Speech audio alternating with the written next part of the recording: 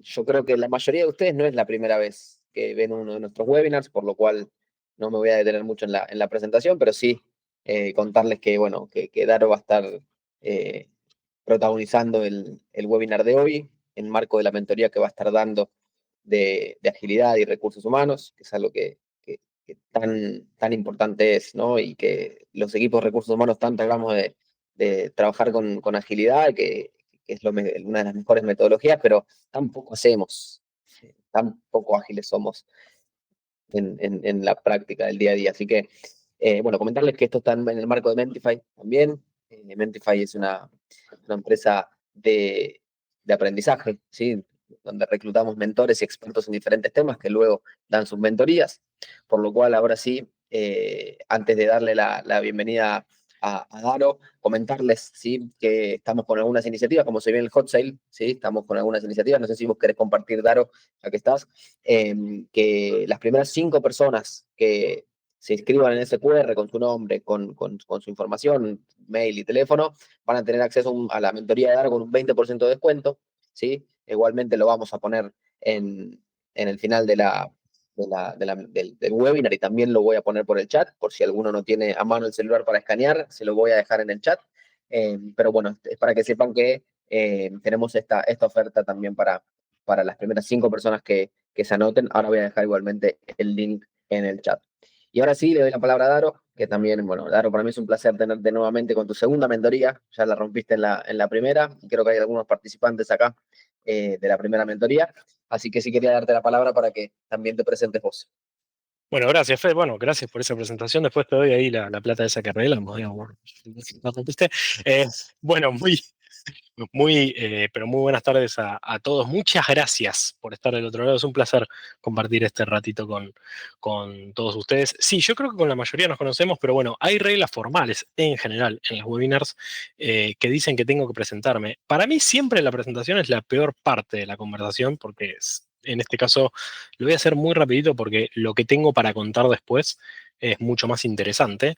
Así que, si les parece, arrancamos con eso muy cortito y después vamos. Bueno, yo soy Darío Mantei, casi todo el mundo, el 99% de la gente me dice Daro. Soy especialista en capital humano en este momento en el equipo de Nación Servicios. Eh, mi expertise principal es en los productos de performance, de learning y desarrollo de talento.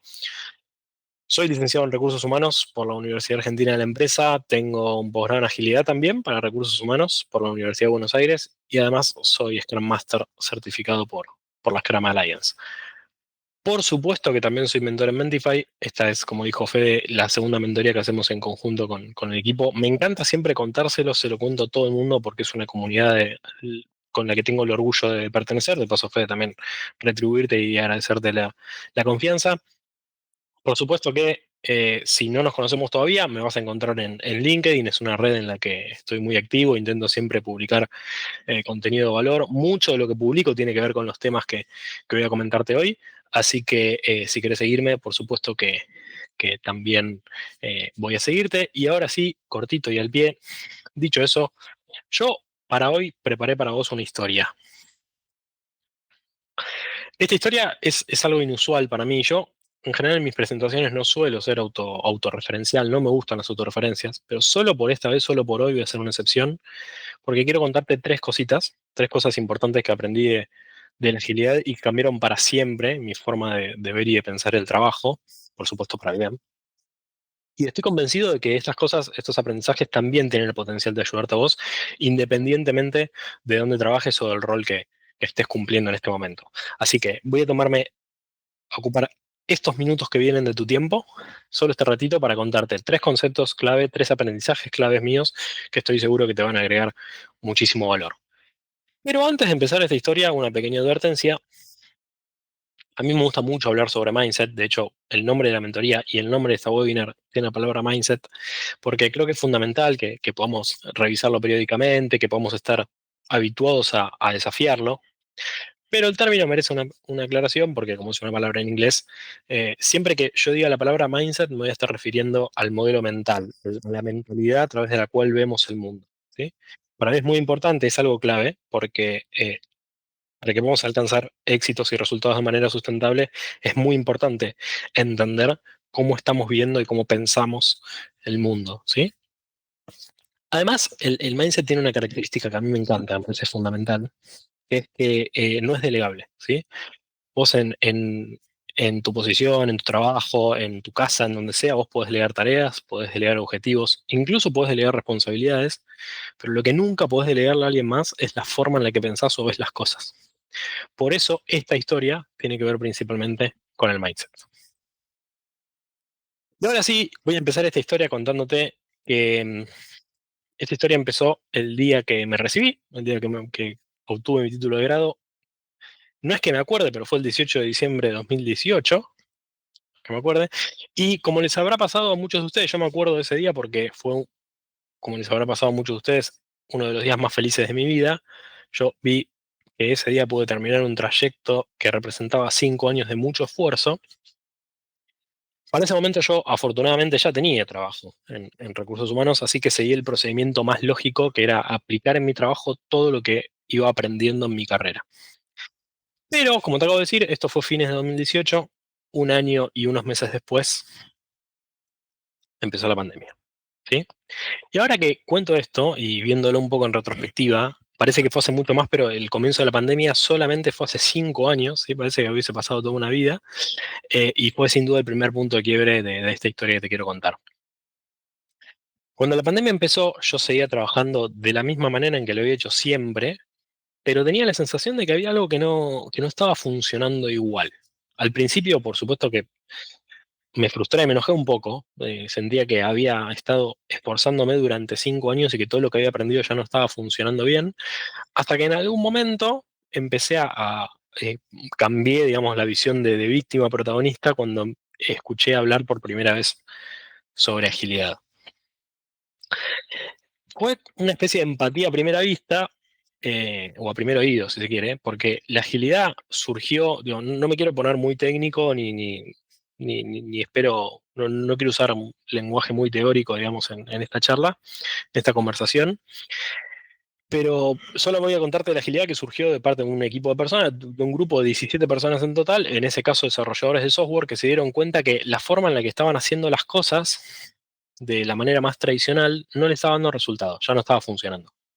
Entonces, cuando escuché eso por primera vez, esa idea de, bueno, esto siempre funcionó, pero ahora de repente por algún motivo no está funcionando, me pareció como idea apasionante y sobre todo me hizo mucho sentido porque sentía que eso era lo que me estaba pasando a mí en ese momento en particular.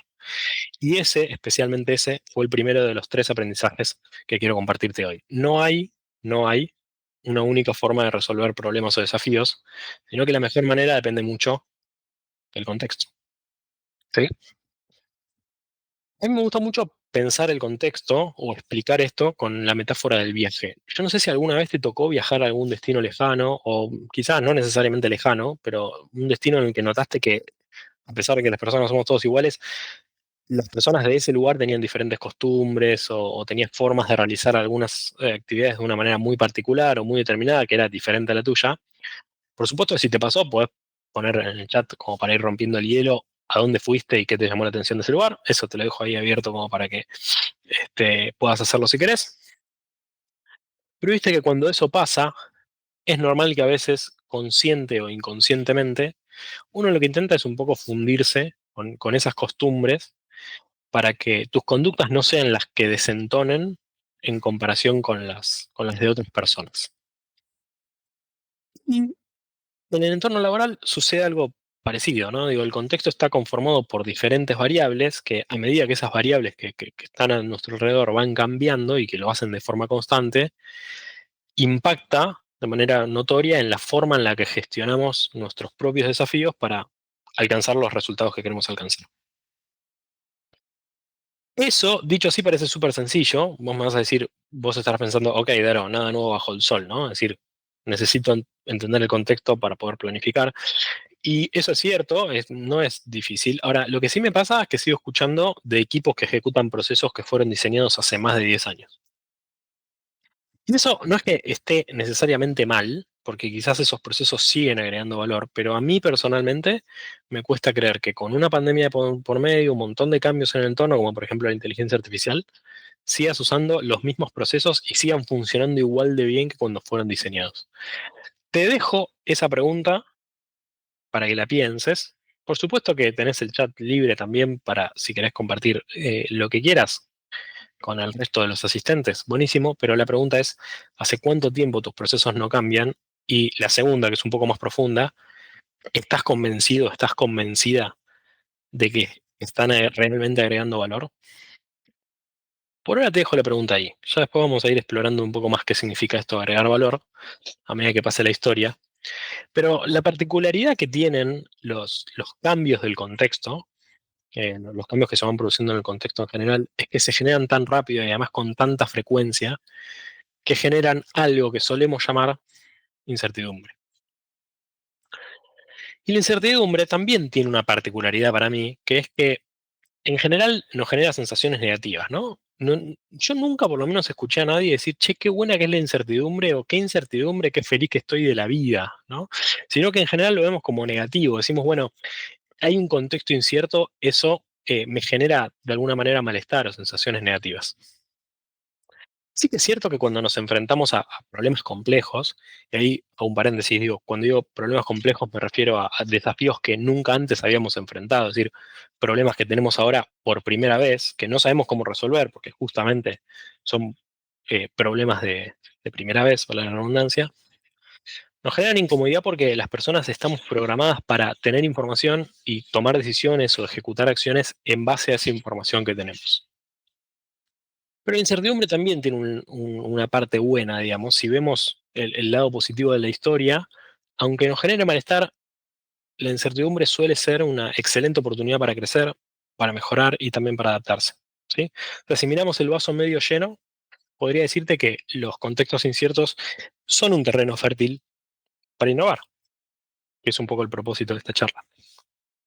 Porque de soluciones creativas o innovadoras son una respuesta casi natural, te diría, a esa piedrita en el zapato, ¿no? A esa incomodidad de esto no está funcionando lo suficientemente bien, o por lo menos no está cumpliendo con las expectativas que yo tengo sobre este objetivo, ¿no? Sobre este desafío. Por eso no hay nada malo en esa sensación de todo cambie constantemente, sino que por el contrario, ese cambio constante en el entorno es lo que a nosotros nos desafía a seguir avanzando.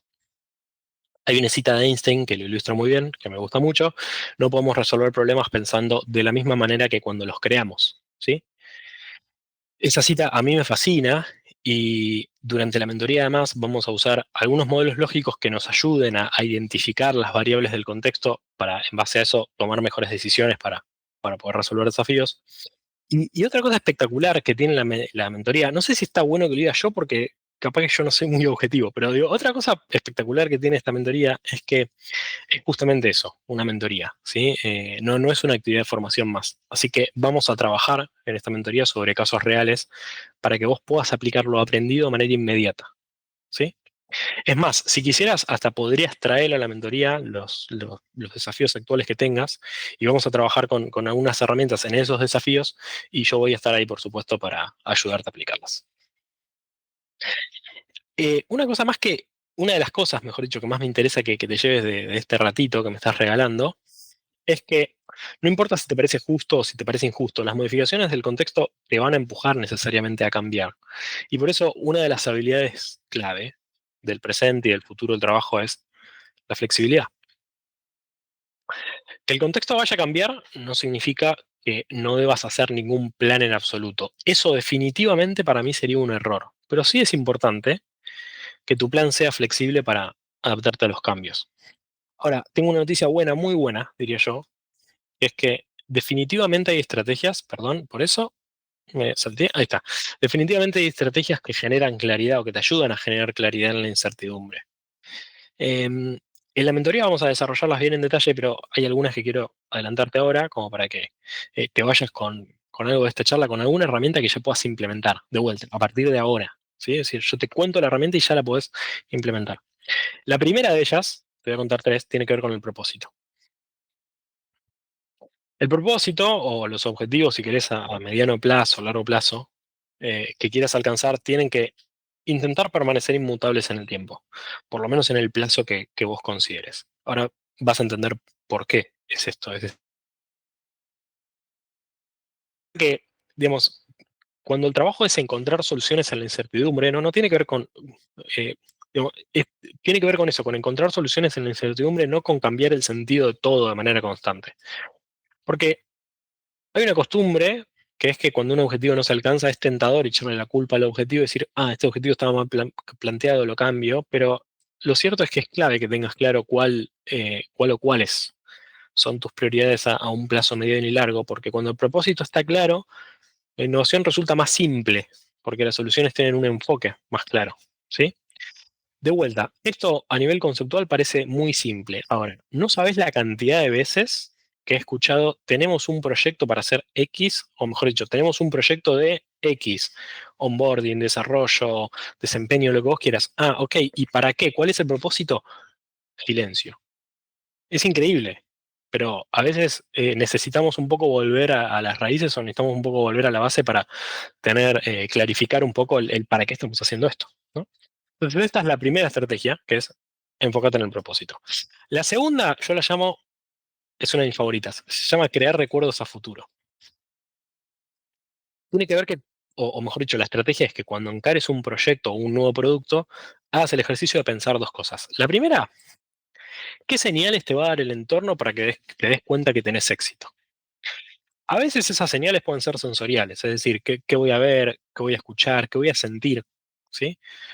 O a veces pueden ser un poco más formales, pueden ser indicadores de gestión, ¿sí? ¿Qué indicadores de gestión van a mejorar a raíz de este proyecto? ¿Sí?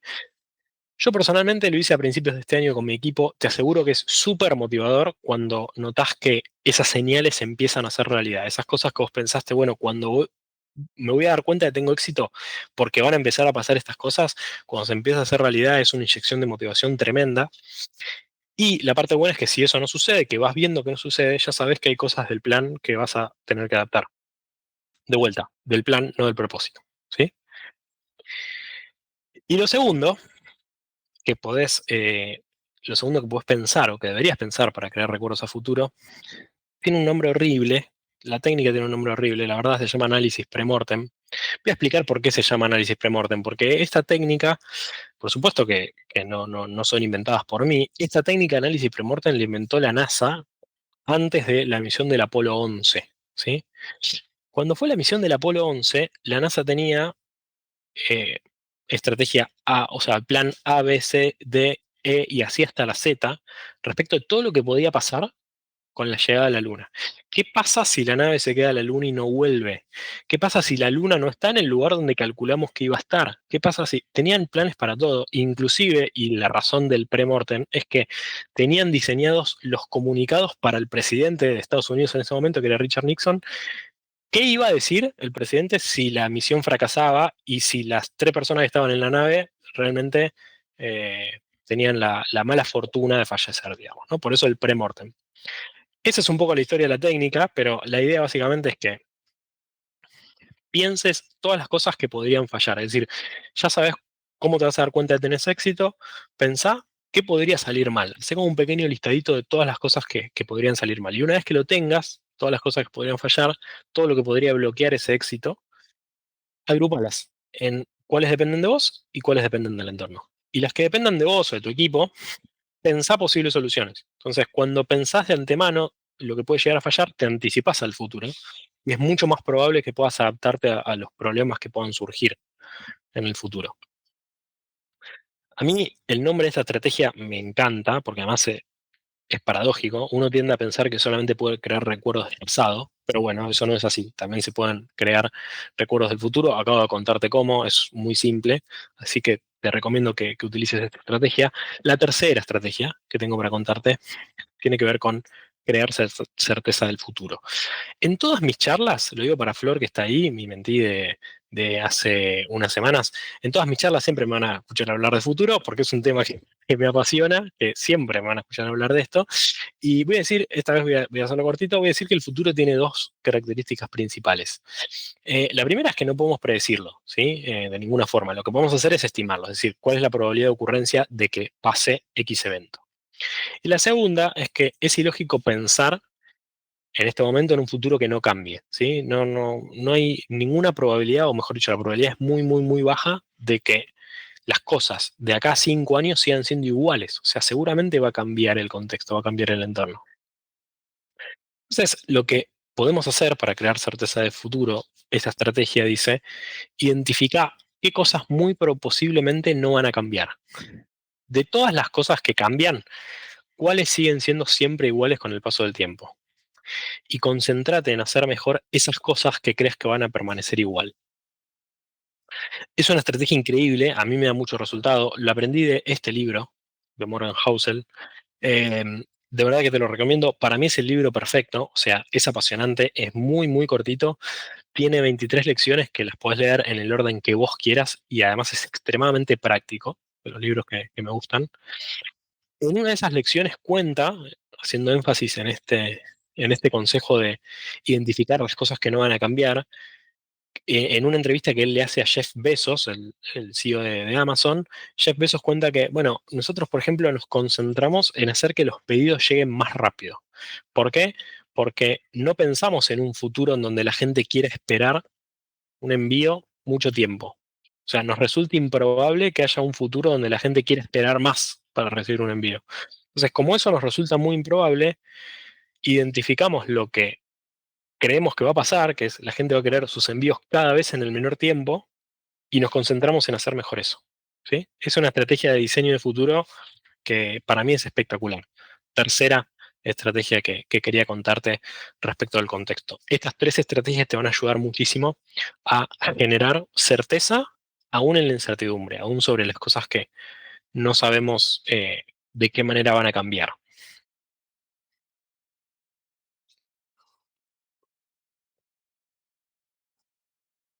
Vuelvo un segundo a la historia. Yo te conté que cuando empezó la pandemia fue el primer punto de quiebre. El segundo punto de quiebre pasó algunos días después de ese que te conté antes.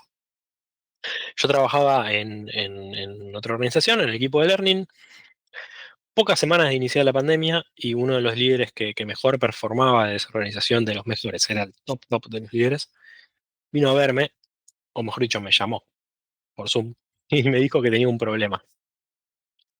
Me contó que estaba teniendo algunos problemas para liderar su equipo, porque obviamente había pasado de liderar a su equipo totalmente con un esquema totalmente presencial a hacerlo en un esquema totalmente remoto. Y que eso le estaba generando muchos dolores con respecto a la comunicación, saber, entender un poco qué tareas estaban haciendo, establecer un poco las prioridades del equipo. Y me dijo, lo voy a parafrasear, pero fue algo muy parecido a esto lo que me dijo, no me acuerdo las palabras exactas, pero me dijo, vos que estás en formación, yo quisiera tomar un curso de liderazgo de equipos en contextos de pandemia. Hago 5 segundos de silencio para que entiendas la locura que el tipo me estaba pidiendo, una locura total. Entonces yo hice también 5 segundos de silencio, me sonreí y le dije, eso no existe, porque esa necesidad no sucedió jamás. ¿Sí? Así que no puedo darte un curso sobre liderazgo de equipos en contextos de pandemia. Lo que sí puedo hacer, lo que sí podemos hacer juntos es probar cómo se hace. Y digo probar cómo se hace porque la experimentación es el segundo de los tres aprendizajes que quería compartirte hoy. En este sentido, el enfoque que usa la agilidad prioriza sobre todo la entrega de valor rápido, ¿no? Entregar valor rápido en términos agilistas quiere decir que yo te voy mostrando el progreso del trabajo en etapas tempranas, es decir, sin esperar a que esté todo terminado. Es fundamental para adaptarse a los cambios porque incrementa la productividad y reduce los costos. Reduce los costos sobre todo al saber que si estoy haciendo algo que no es necesario o si me estoy desviando del camino, puedo rápidamente recalcular, como dice el GPS, ¿no? Entonces, solamente como un ejemplo, este es un modelo bien, bien fácil que contempla los experimentos, se llama Lean Change Management, y te lo quiero, no quiero hacer mucho énfasis en el modelo, pero sí te quiero explicar un poco los pasos o el sentido de los pasos. Empieza, por supuesto, por acá. A ver, vamos por acá. No sé si se está viendo. Ahí va, ahí creo que se ve el puntero. Empieza entonces por acá, por los insights, ¿sí? Insight, lo que dice este modelo es, bueno, empezá por los insights, ¿sí? O sea, obtener información del contexto. Hacer entrevistas, analiza datos, tener conversaciones. Lo importante es que entiendas qué es lo que necesito cambiar y por qué. La piedra en el zapato que tengo, ¿por qué se genera? ¿Cuál es realmente el problema que tengo? Después pasa a las opciones, porque la innovación se trata de generar posibles acciones. Es decir, la idea de la innovación es no hay una única solución posible, y aparte, como te acabo de contar, en el contexto no hay una mejor forma de actuar única, sino que depende del contexto. Entonces, lo que te dice es, genera todas las opciones que puedas como caminos posibles como para afrontar ese desafío. Y por último, viene acá, a los experimentos. Y con los experimentos pasan dos cosas puntuales que tienen que ver con, bueno, de todas las opciones que listaste, que estableciste ahí, elegí una opción, elegí el experimento que te parezca mejor, que te resulte pequeño, bajo riesgo, más medible, y ejecútalo. ¿Sí? Y sobre eso seguramente vas a aprender. Cuando vos ejecutás la opción, lo que puede pasar es que funcione. Si funciona, hacela escalable. Y si no funciona, simplemente ajusta y vuelve a iniciar el proceso. Otra vez obtener insight, otra vez pensar mejores opciones y otra vez experimentar. O toma alguna de las opciones que ya habías pensado antes y genera un experimento. Pero lo interesante es esto, ¿no? Digo, generar el concepto es generar un concepto seguro, chiquito, donde te puedas equivocar rápido, y si fallás, lo ideal sería que falles bien, bien rápido, como para que puedas ajustar lo antes posible. Este modelo es simplemente uno, digo, los marcos ágiles en general usan este principio de experimentar, y es que algo que me gusta es que cuando lo pensás desde el punto de vista del experimento, aquello que no funcione no se considera un error, sino que en la agilidad lo llamamos aprendizaje validado. ¿Sí? Es decir, los errores no pueden existir porque como estás experimentando, técnicamente el error no existe. Lo que pasó fue que descubriste algo que no funcionaba, ¿no? Hay una frase muy famosa de Edison que decía, descubrí la bombita al intento número 100, los otros 99 no fueron fracasos, sino que descubrí 99 formas de no hacerlo. ¿Sí? Entonces es algo parecido. Y experimentar en este sentido en la agilidad es muy importante porque, como dice el amigo Mark Zuckerberg, el mayor riesgo es no correr ningún riesgo, sobre todo en un mundo que cambia rápidamente, y la única estrategia que garantiza fallar es no correr riesgos. ¿Sí? En cualquier contexto de innovación es importante saber algo que es muy difícil de entender. Ahora te voy a explicar por qué creo que pasa eso, pero es muy importante saber que no vas a hacerlo bien a la primera. Si tenés la idea de que a la primera alternativa, en el primer momento lo vas a hacer bien, perdiste, te vas a frustrar muy rápido. Porque la idea es que ya sepas que a la primera no va a salir bien y que vas a tener que fallar y probar nuevas soluciones e intentarlo varias veces. Eso es totalmente normal. ¿Sí? Lo interesante de fallar no es equivocarse por equivocarse, sino hacerlo de manera inteligente. Por eso, en la mentoría vamos a ver muchísimas herramientas y muchos conceptos que tienen que ver con esto. Pruebas de concepto, prototipos, MVP, producto mínimo viable, que seguramente ya escuchaste esos términos o los escuchaste alguna vez, están muy en tendencia, y son todas herramientas o todos conceptos para que puedas experimentar mejor, fallar más rápido y generar mucho más valor en tus productos y en tus proyectos. Ahora es posible que estés pensando, sí, está bien, Daro, todo muy lindo, me encanta la idea de fallar, pero yo necesito no fallar, porque si fallo me retan, ¿sí? Yo sé eso y sé que esto nos cuesta mucho. Creo que nos cuesta por una cuestión educacional, es decir, las personas, quienes estamos acá, fuimos educados para no cometer errores, y lo común es que cuando cometemos errores, porque los cometemos, agarrar la alfombra y barrerlos ahí abajo, ¿no? Eso es como un poco lo común. Por eso, o mejor dicho, eso fue lo que le llamó la atención a esta persona, a Amy Edmondson, que es una profesora e investigadora de la Universidad de Harvard, y en 1999 publicó una investigación en un paper que llamó Seguridad psicológica y comportamientos de aprendizaje en equipos de trabajo. Yo te sugiero que lo busques y lo leas completo, no es muy largo y la verdad que es totalmente apasionante, vale cada página, no tiene desperdicio, y a partir de ese trabajo se volvió muy famosa y popularizó este término, seguridad psicológica, que quizás ya lo has escuchado alguna vez.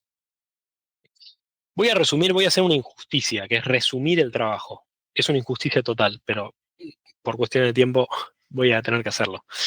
Ella investigó a través de entrevistas, observaciones a más de 50 equipos de médicos, ¿sí? De médicos emergentólogos de diferentes hospitales, y lo que ella quería entender era cuáles eran los comportamientos que demostraban una mejor performance. Y cuando descubrió lo que descubrió, lo tuvo que revisar varias veces, lo cuenta ella en algunas entrevistas, lo tuvo que revisar varias veces porque dice, ¿cómo puede ser que los equipos que mejor performan son los que cometen más errores? O sea, no es imposible, acá hay algo que tiene que estar mal. ¿no? Entonces descubrió que pasaba eso, había una relación, una correlación muy, muy cercana entre los errores cometidos y la performance del equipo. Cuantas más errores, mejor performance, ¿sí? Pero se dio cuenta que en realidad no era que esos equipos performaban mejor porque se equivocaban más, sino porque no tenían miedo de contar cuáles eran sus errores. No tenían miedo de decir que se habían equivocado, ¿sí? Entonces pasaba esto, y un poco lo que dice esa frase de ahí de la placa, a mayor seguridad en el entorno, más aprendizaje, es decir, cuando vos te equivocás, aprendés. Si vos te equivocás y barrés el error abajo de la alfombra, no pasa nada, simplemente te equivocaste. Ahora cuando lo contás, aprendés, tenés la oportunidad de mejorar. Entonces, a mayor cantidad de errores, mayor probabilidad de mejora, a mayor probabilidad de mejora, mayor performance. ¿Sí? Eso es lo que nos pasa en contextos de innovación, ¿no? Cuando queremos buscar soluciones innovadoras, es importante que experimentemos, que fallemos y ajustemos, y nada de eso es posible sin un espacio seguro. Em, yo me canso, o mejor dicho, lo he escuchado muchas veces en organizaciones y en equipos de diferentes proyectos, donde se pide creatividad, o donde el propósito es la creatividad, pero por otro lado hay miedo de equivocarse, ¿no? Entonces es como que hay una contradicción en ese mismo concepto, ¿sí? Entonces, es importante para mí este concepto de seguridad psicológica, porque si bien es verdad que es trabajo y es responsabilidad de todas las personas que conforman el equipo, asumiendo que la mayoría de quienes estamos en esta charla trabajamos en recursos humanos, creo que es parte de nuestro desafío crear condiciones de seguridad en el entorno, ¿sí? No promover solamente el castigo por el error, sino crear condiciones de seguridad. Ok, te conté el contexto, te conté experimentar y llegamos a la última parte de esta historia. Tengo una anécdota más muy cortita para compartirte que me da paso al último aprendizaje que quiero contarte el día de hoy. Yo trabajaba en un equipo de administración de personas, esto sí ya fue varios años antes de la pandemia. Tuve la idea de generar un informe con periodicidad mensual que tenía algunos indicadores habituales de recursos humanos, de gestión de personas y un análisis muy, muy detallado de los movimientos que hemos tenido ese mes con causas y consecuencias. O sea, era como una especie de altas y bajas, donde yo explicaba, primero analizaba ciertos datos y hacía como un detalle de se fueron X puestos que son cercanos a puestos clave, entonces puede tener estas consecuencias, ¿no? Entonces, yo en ese momento estaba dando mis primeros pasos en análisis de datos. Lo hice, se lo mostré a mi jefe de ese momento, le encantó, le gustó tanto que me pidió que se lo envíe a todos los gerentes. Cosa que hice, y no solamente hice esa vez, sino que empecé a hacer esa tarea todos los meses. Esa tarea más o menos me llevaba entre 5 y 6 horas, o sea, casi un día entero de trabajo. Me empecé a dar cuenta que los primeros meses me respondían ese mail agradeciendo la información, pero después de unos meses dejaron de hacerlo. Yo igual, obviamente, lo seguía enviando, lo seguía enviando, lo seguía enviando, hasta que un día tuve la idea de hacerlo, por supuesto, correctamente, pero le cambié uno de los datos, ¿no? Hice guardar como del archivo que estaba correcto y envié una versión que tenía un error. El error era bastante evidente, o sea, cualquier persona que viera la información lo iba a notar. Yo, o mi idea era que si alguien lo notaba, pedir disculpas y enviar el archivo correcto. Hice ese experimento. Resulta que esto de que alguien notara el error nunca pasó. Nunca pasó, y no pasó, no solo no pasó, sino que al mes siguiente decidí no enviar el informe. Y nadie lo pidió. Y durante muchos meses dejé de hacerlo y nadie lo pidió. Obvio que en ese momento me molesté un poco, pero eso me hizo preguntarme qué significa realmente agregar valor. Que valor es un término que ya había escuchado muchas veces en el contexto o en el entorno de la agilidad, referido a productos y procesos, pero a partir de ese momento entendí que para que cualquier cosa que hagas, cualquier tarea tenga impacto, tiene que resolver una necesidad real. Eso es lo que hace que cualquier cosa que hagas importe, sirva y sobre todo que se use. Y hago énfasis en el verbo usar porque en agilidad y en innovación, no me quiero meter mucho en tecnicismos, pero solamente voy a decir que los términos cliente y usuario son conceptos distintos, ¿sí? En ocasiones pueden ser la misma persona, pero en muchas otras no lo son. Entonces, para diferenciarlo muy cortito, voy a decir en términos generales que cliente es la persona que paga por algo, usuario es la persona que realmente lo usa, ¿no?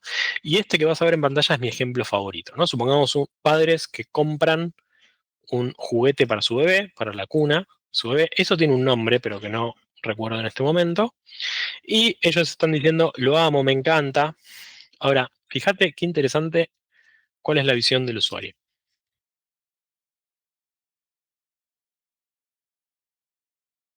En términos de gestión de personas, ese cliente, o sea, esa pareja de padres de esa imagen, suelen ser la gerencia del área, suele ser el C-level, ¿no? O sea, quien tenga interés en sponsorear o que determinado proceso o producto se realice. Pero no es realmente quien lo usa.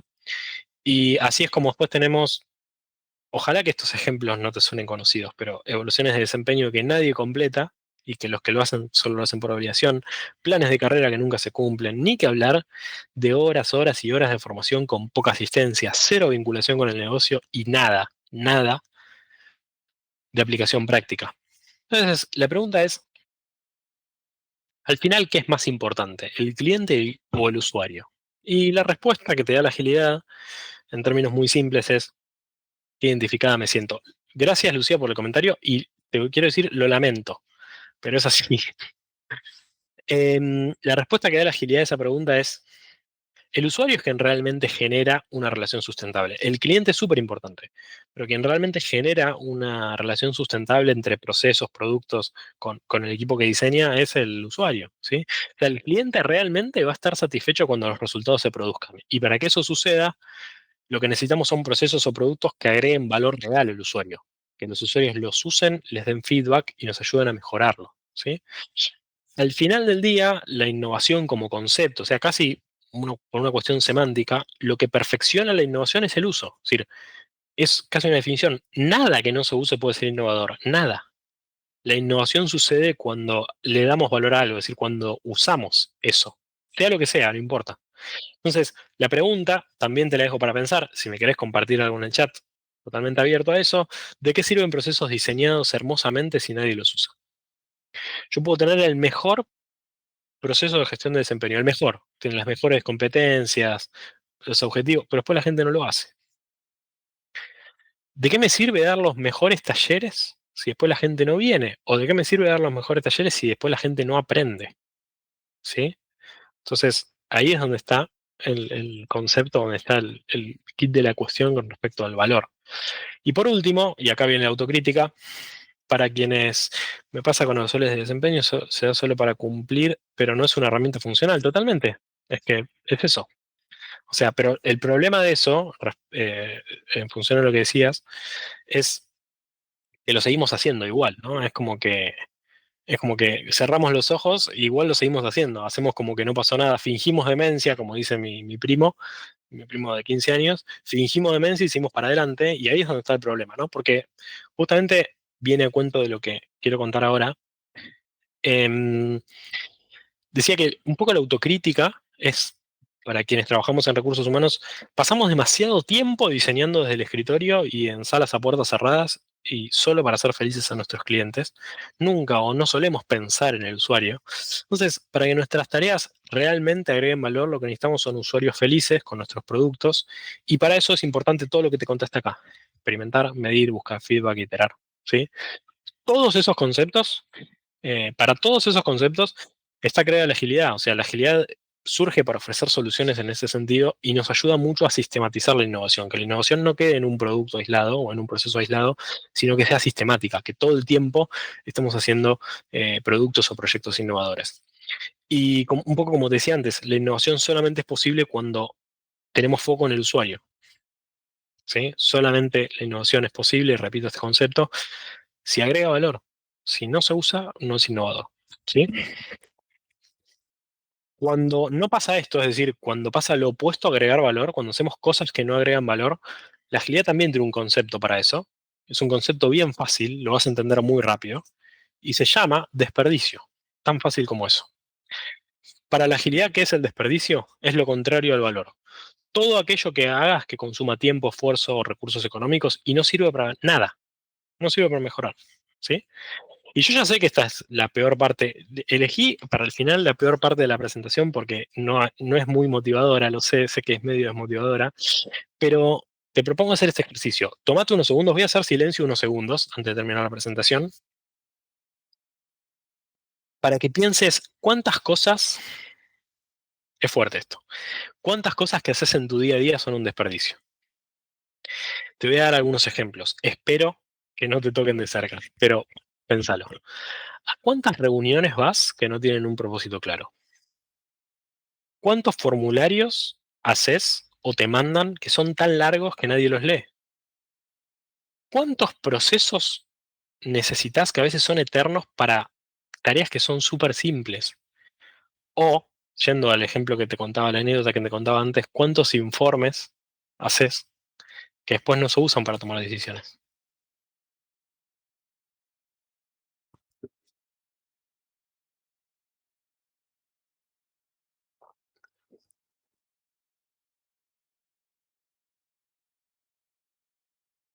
Te quiero dejar pensando, pero me identifico. De vuelta, lo lamento. Bueno, te dejo pensando, pero te dejo también con una reflexión final. A todos estos problemas que te conté hay varias soluciones, hay soluciones, ¿sí? Hay luz al final del túnel, así como hay certeza en la incertidumbre, hay luz al final del túnel. Y por suerte hay muchísimas herramientas que nos ayudan con este desafío en el entorno, en el contexto de la agilidad, porque fue creado para eso. Todas estas herramientas, o muchas, las vamos a ver en la mentoría y son, de vuelta, y hago énfasis en esto, 100% aplicables. La traducción de 100% aplicables es, aprendes a usar la herramienta hoy y la aplicás hoy. ¿Sí? Lo aprendes hoy y la podés usar hoy. Así de baja es la barrera de entrada para que puedas resolver todos estos desafíos que tenés en la actualidad, ¿sí? Porque, de vuelta, la idea es ir experimentando e ir fallando. De mi parte, no hay mucho más. Quiero darte las gracias por haber compartido este ratito conmigo. Espero haberte agregado valor. Si te dejé reflexionando, como te dije, ese era un poco el objetivo. Y si querés saber más, que espero que sí, yo te voy a esperar los martes y jueves a partir del jueves 22 de mayo a las 19 horas de Argentina. Son 5 sesiones, 5 horas en total, porque cada sesión dura 1 hora. Son 100% prácticas, 100% aplicables y sin relleno, porque como me gusta decir, eso es para los peluches. Así que me encantaría que nos veamos ahí y acordate que si querés que nos veamos, si tenés ganas de saber más, podés escanear este QR y tenés, creo que también, Fede, dejaste el enlace en el chat, tenés un 20% off para los primeros inscritos, así aseguras tu lugar y nos vemos a partir del 22 de mayo. Espero que te haya gustado y gracias por el tiempo. Bueno, gracias, Daro. Estuvo buenísimo. Me llevo también algunas reflexiones que me dejan pensando. Seguramente las medite con la almohada hoy. Así que, bueno, gracias, agradecerte y a todos los que se sumaron. Sé que es una hora complicada para algunas personas, así que agradecerles a todos los que se subieron. Tienen el QR ahí por si quieren escanear y acceder al 20% de descuento de Darío. Así que, bueno, nada, estamos al habla y, bueno, que tengan buenas noches y seguramente estamos hablando ahí o nos estamos cruzando por LinkedIn. Un saludo para todos. Gracias, Daro. Chau, chau. Placer.